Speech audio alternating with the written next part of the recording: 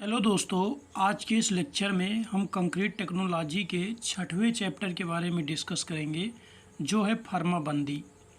तो सबसे पहले जानते हैं कि ताज़ा कंक्रीट यानी गीली कंक्रीट प्रारंभिक अवस्था में काफ़ी सुघट्य होती है, यानी सुघट्य यानी गीली होती है, जिसे किसी भी वांछित आकार में ढाला जा सकता है।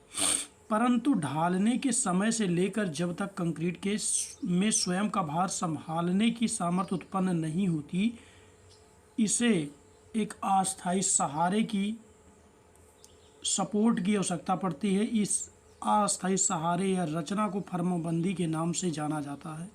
इसे दिखावटी कार्य अथवा अस्थायी निर्माण भी कहते हैं। कंक्रीट के सेट व पर्याप्त कठोर हो जाने पर यह अस्थायी रचना या फार्माबंदी हटा ली जाती है।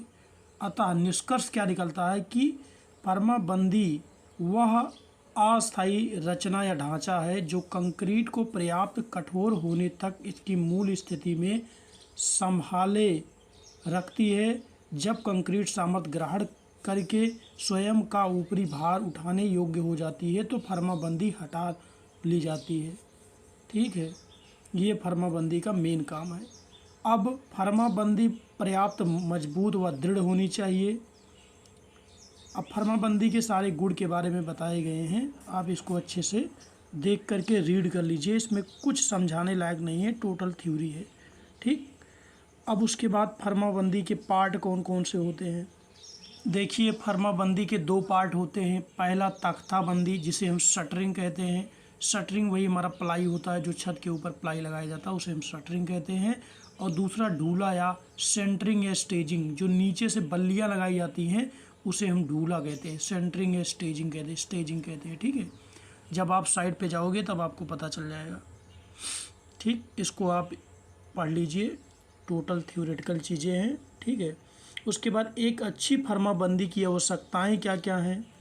देखिए, एक अच्छी फार्माबंदी के लिए सही परिमाप होना चाहिए। हमारा जो फार्म वर्क है, चाहे वो लकड़ी का हो, चाहे इस्पात का हो, चाहे जिस चीज़ का हो, उसमें सही परिमाप होना चाहिए। समतल सतह होनी चाहिए, दृढ़ता होनी चाहिए। ठीक है, जल रोधी होना चाहिए, न्यूनतम भार होना चाहिए, हटाने में सरलता होनी चाहिए। ठीक, टेकों की मजबूती होनी चाहिए, मानक खंड होना चाहिए, सामान्य सुरक्षा लागत, ये सारे पॉइंट्स हैं अच्छी फार्म वर्क के। उसके बाद फार्माबंदी डिजाइन, अभिकल्पन को डिजाइन कहते हैं। ठीक है, में मितव्ययिता यानी इकोनॉमिकल, पैसे को कैसे कम किया जाए। ठीक है, तो इसको आप देख लीजिए। कंक्रीट संरचनाओं की फार्माबंदी पर काफ़ी व्यय आता है। यह कंक्रीट की लागत का 20 से 35% होता है। यही 20 से 35% हमें कैसे बचाना है, इसी के बारे में हमें बताया गया है। ये देख लीजिए। ठीक, अच्छे से इसको रीड कर लीजिए। और आप सब इंजीनियर हो, आपका काम ही है कि कम पैसे में अच्छा और ज़्यादा काम करना। इसीलिए तो इंजीनियरिंग किया है आपने। बाकी सब तो क्या करते हैं, ज़्यादा पैसे में कम काम करते हैं, लेकिन आप इंजीनियर हो, आप कम पैसे में ज़्यादा काम करोगे। उसके बाद है फार्माबंदी के लिए पदार्थ। तो टोटल 10 पदार्थ हैं। लकड़ी के पटरे, तख्ते, कड़ियाँ हैं, प्लाईवुड है, रेशा युक्त बोर्ड है, बल्ली या गोला है, बांस है, ईंट पत्थर है, इस्पात की प्लेटें हैं, इस्पात के एंगल है, कीले हैं, रस्सी है, खनिज तेल है, साबुन का घोल है। ठीक है, फार्माबंदी के प्रकार। लकड़ी की फार्माबंदी, इसको पढ़ लीजिए। ठीक है, लकड़ी की फार्माबंदी के कौन कौन से गुण हैं, इनको आप पढ़ लीजिए।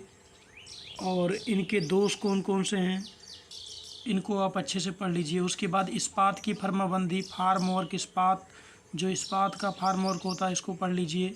इनके भी गुण और दोष जान लीजिए। वीडियो रोक करके अच्छे से पढ़ लीजिए। ठीक है, उसके बाद फार्मे का अस्तर जो होता है अंदर का, वो देख लीजिए। क्षैतिज अवयव के लिए उभार कितना देंगे, फार्माबंदी के प्रयोग में क्या क्या सावधानियां बरतेंगे, इसको देख लीजिए। फार्माबंदी लगाते समय क्या क्या सावधानियां बरतेंगे। ठीक है, उसके बाद फार्माबंदी कंक्रीट भरते समय क्या क्या सावधानियां रखनी चाहिए। फार्माबंदी हटाते समय क्या क्या सावधानियां हमें रखनी चाहिए, देख लीजिए अच्छे से। ये सब सावधानियां अगर आप अच्छे से पढ़ लेते हैं तो आपको साइड पे फार्माबंदी का बिल बनाने में भी कोई प्रॉब्लम नहीं होगी और आपको काफ़ी नॉलेज हो जाएगा सिविल इंजीनियरिंग से रिलेटेड। फार्माबंदी हटाने की अवधि कितनी होती है, ये आपके बीटीयूपी एग्ज़ाम से इम्पॉर्टेंट हो जाता है कि फार्माबंदी हटाने की अवधि क्या होती है। ये सब इस्पात की फार्माबंदी के बारे में बात हो रही है। न्यूनतम कितने दिन में हटा सकते हैं हम। देखिए, कंक्रीट दीवार, स्तंभ व धरन की ऊर्ध्वाधर तख्ताबंदी अगर हुई है तो 16 से 24 घंटे में आप, जैसे कॉलम का अगर हुआ है और धरन का हुआ है तो उसको आप 24 घंटे में हटा सकते हैं, 16 से 24 घंटे में, ठीक है। और स्लैब की अगर हुई है, ठीक है, तो 3 दिन में। धरन की तली के पटरे की हुई है 7 दिन में। स्लैब की टेकी अगर हटाना है, ठीक है, तो 7 दिन में। अगर 4.5 मीटर से कम है, अगर 4.5 मीटर से ज़्यादा है तो 14 दिन। 6 मीटर से ज़्यादा है मेहराब व धरन तो 14 दिन। 6 मीटर है तो 14 दिन, 6 मीटर से ज़्यादा है तो 21 दिन। ये इंपॉर्टेंट होगा आपके लिए, ठीक है। इसको अच्छे से रीड कर लीजिएगा, राइट। फार्माबंदी के घटक कौन कौन से हैं, ये केवल थ्योरेटिकल चीज़ें हैं, आप इसको पढ़ लीजिए अच्छे से। टेकी क्या होती है इनके बारे में बताया गया, माप, ठीक है। अब लकड़ी की फार्माबंदी की माप क्या क्या होती है, देखिए ये आप पढ़ लीजिए, ये भी आपके लिए इम्पोर्टेंट हो जाएगा, ठीक है। विभिन्न प्रबलित कंक्रीट अवयव के लिए टाइप फार्माबंदी। लिंटन व धरन की फार्माबंदी ऐसे होती है चित्र में दिखाया गया जैसा। स्लैब की फार्माबंदी ऐसे होती है जैसा चित्र में दिखाया गया है आपको, ठीक है। टी धरन की फार्माबंदी ऐसे की जाती है, ठीक। और स्तंभों की फार्माबंदी ऐसे की जाती है जैसा चित्र में दिखाया गया है, ठीक है। इसको आप अच्छे से रीड कर लीजिए, ठीक, अच्छे से। इसको कंक्रीट दीवार की फार्माबंदी ऐसे की जाती है, इसको आप अच्छे से रीड कर लीजिए, राइट। ये पूरा आपका कंक्रीट स्ट्रक्चर हो गया। विशेष प्रकार की फार्माबंदी, इस्पात, ये फर्मे, चल फर्मे, उत्थक फर्मे, ये 3 जो है विशेष फार्माबंदी है। अगर आप इसके बारे में पढ़ना चाहें तो पढ़ सकते हैं, ठीक है। विशेष फार्माबंदी है। और जो हमारी जो हमारा फार्माबंदी होती है, फार्म वर्क होता है, उसके अंदर हमें जो है खनिज तेल का उपयोग किया जाता है चिकनाई पाने के लिए, जिससे वो डिसशटरिंग करने में कोई प्रॉब्लम ना हो। इस प्रकार हमारा ये 6वां चैप्टर फार्म वर्क कंप्लीट हो जाता है। मिलेंगे आपसे नेक्स्ट लेक्चर में, तब तक हमारे इस चैनल को सब्सक्राइब कीजिए, इस वीडियो को लाइक कीजिए। जय हिंद, जय भारत।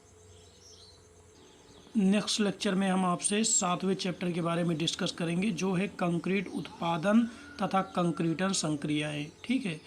7वां लेक्चर जो हमारा होगा वो होगा production and the concrete operation. ये आपके बीटीयूपी एग्ज़ाम से बहुत इंपॉर्टेंट है, इससे काफ़ी क्वेश्चन आपके एग्ज़ाम में पूछे जाते हैं।